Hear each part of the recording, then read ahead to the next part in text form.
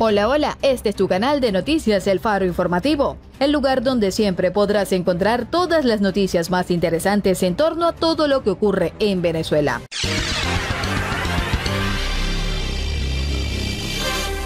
Presta mucha atención a lo que te contaremos el día de hoy porque desde Estados Unidos nos reportan que cayó un empresario colombiano que ayudó a lavar dinero del estatal PDVSA y lo más interesante del caso es que el acusado reveló el modus operandi y los nombres de quienes llevaron a cabo la millonaria estafa al país suramericano.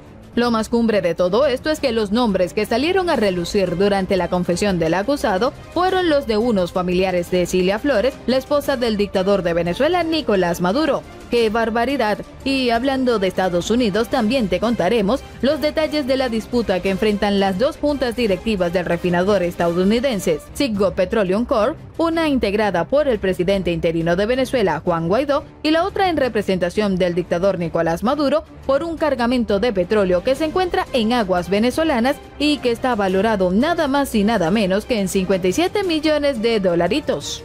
Bueno, ya veremos en qué terminará esta disputa y también te contaremos algunos detalles de las noticias más interesantes del día.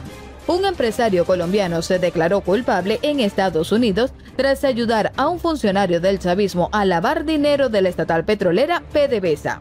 El diario colombiano El Espectador reveló que el empresario cartagenero Gustavo Hernández admitió que no hizo la debida diligencia de estudiar a uno de sus clientes, quien participó en un esquema para lavar 1.200 millones de dólares. Hernández se declaró culpable por ayudar a Abraham Ortega, exfuncionario de PDVSA, que usó un fondo del empresario colombiano para lavar dinero. Gustavo Hernández Frieri, asesor financiero colombiano, se declara culpable en Florida de ser parte del esquema para lavar 1.200.000 dólares de dinero mal habido de venezolanos. 3 hijos de Cilia Flores, Raúl Gorrín y el ejecutivo de PDVSA Rojo Rojita.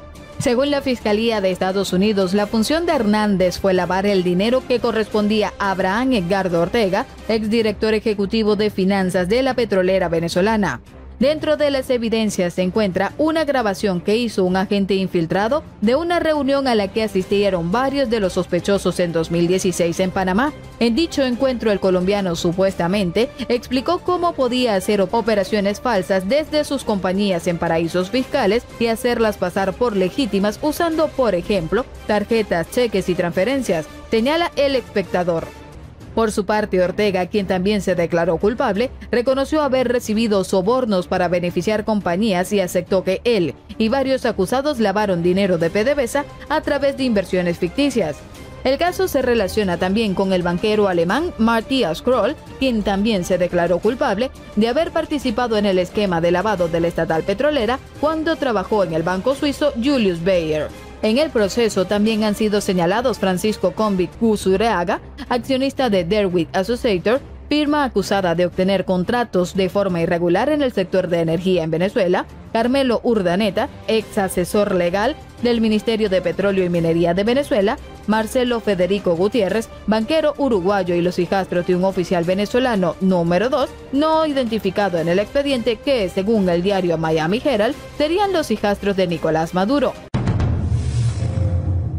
La justicia de Estados Unidos logró desmantelar parte de la banda de criminales millonarios que lavaron dinero y saquearon la estatal PDVSA. La operación de malversación de fondos comenzó en diciembre del 2014 y tenía como objetivo lavar alrededor de 600 millones de dólares de la petrolera estatal venezolana. Dinero obtenido a través de sobornos y fraudes y que en mayo del 2015 los fondos malversados se duplicaron a 1.200 millones de dólares. La Fiscalía indicó que este esquema de corrupción fue respaldado por corredores, bancos y firmas de inversión inmobiliaria en Estados Unidos y otros países. Los acusados que obtenían el dinero gracias a la distorsión cambiaria de Venezuela y al acceso a los fondos de la estatal PDVSA utilizaban como estrategia principalmente la compra de propiedades inmobiliarias en Miami, además de esquemas sofisticados de inversiones falsas. Y hablando de los negocios con el petróleo de Venezuela, también nos enteramos que las dos juntas directivas del refinador estadounidense Citgo Petroleum Corp, una nombrada por Nicolás Maduro y la otra por el presidente encargado Juan Guaidó, se disputan el control de un cargamento de petróleo varado en el mar valorado en unos 57 millones de dólares. En una presentación del martes en un tribunal estadounidense, la junta designada por Guaidó alegó que los directivos de Maduro enviaron una comunicación al capitán del tanquero Gerd Knudsen solicitando que liberen unos 950.000 barriles de crudo a la estatal Petróleos de Venezuela, propietarios de Citgo. Los funcionarios de Guaidó están solicitando una orden judicial que declare nula la carta, alegando que el petróleo pertenece a Citgo y no a su casa matriz PDVSA. La disputa se conoce después de que un juez del Tribunal de Delaware en agosto confirmó el derecho de la Junta de Guaidó de mantener el control del refinador. Knudsen Group, con sede en Noruega, propietario de la nave, se negó a liberar el crudo después de que el capitán del tanquero recibió la carta el 28 de noviembre, firmada por Fernando de Quintal, un miembro de la Junta Directiva de Maduro, dijo el directorio de Guaidó en una presentación. Knudsen no respondió de inmediato a solicitudes de comentarios el martes en la tarde. Ni PDVSA ni los abogados de la Junta de Citgo nombrada por Maduro fijaron posición sobre el asunto en un pedido enviado por correo electrónico. A mediados de enero, el tanquero Gerd Knudsen cargó crudo en el terminal venezolano de Jose, en la zona noreste del país, con destino a las refinerías de Citgo, según muestran los datos de Refinitiv-Eikon. Pero después que Washington impuso sanciones a PDVSA el 28 de enero, en un intento de presionar la salida de Maduro, más de una docena de embarcaciones que transportan petróleo venezolano han quedado varadas frente a las costas del Golfo de Estados Unidos, Europa, el Caribe y Venezuela. El barco petrolero está anclado en el Golfo de Paria, en la costa este de Venezuela. Por cierto, el gobierno de Estados Unidos emitió este martes sanciones a 6 buques petroleros venezolanos que han entregado combustible a Cuba, eludiendo sanciones impuestas por Washington, informó el Departamento del Tesoro. Cuba y el antiguo régimen de Maduro continúan tratando de eludir las sanciones cambiando los nombres de los buques y facilitando el movimiento de petróleo de Venezuela, dijo el subsecretario del Tesoro, Justin Mucinich. Según el Tesoro, el gobierno venezolano y Cuba facilitaron el transporte de petróleo de PDVSA cambiando los nombres de estos buques. Durante septiembre de 2019, la petrolera venezolana facturó a Cuba Metales, compañía estatal cubana de importación y exportación de crudo, por aproximadamente 1.3 millones de barriles de combustible entregados a principios de este verano. El dinero recibido por los envíos debía transferirse a una cuenta bancaria rusa, según las investigaciones del organismo estadounidense.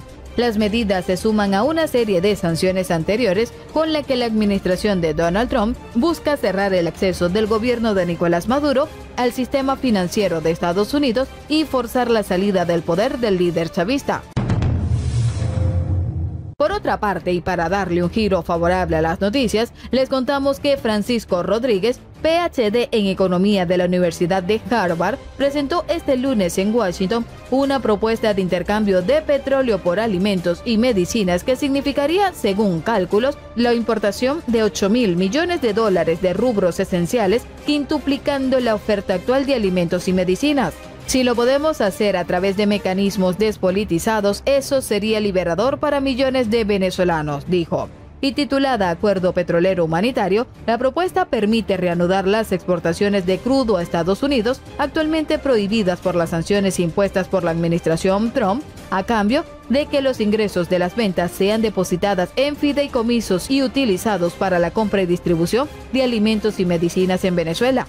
Esta propuesta quitaría a Nicolás Maduro el control sobre la distribución de alimentos, ya que los recursos obtenidos a través del programa no serían manejados por el régimen de Maduro ni podrían ser utilizados para mantener su maquinaria política, agregó.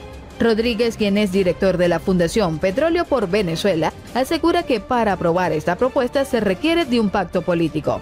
El economista precisó que la propuesta no contempla un levantamiento de sanciones, sino un rediseño para que millones de venezolanos puedan mitigar sus efectos.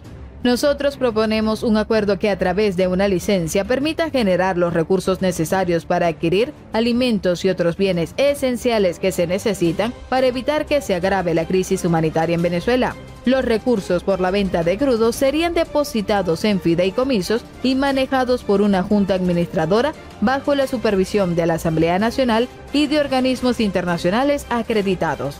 Una junta administradora integrada por reconocidos expertos en las áreas petroleras y de asistencia humanitaria. Tendría a su cargo la supervisión de las ventas de petróleo, la procura de las importaciones y la distribución de bienes en el país.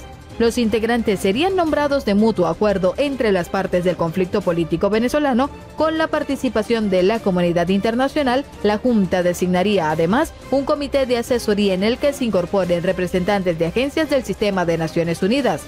El APH incluye múltiples niveles de supervisión para la compra y distribución de bienes esenciales a través de mecanismos transparentes, sostenibles y despolitizados que permitan garantizar su llegada a los sectores más golpeados por la emergencia humanitaria. Y con estas noticias nos despedimos por el día, invitándoles a seguirnos diariamente y a compartir este video. Esto fue El Faro Informativo. Chao, chao.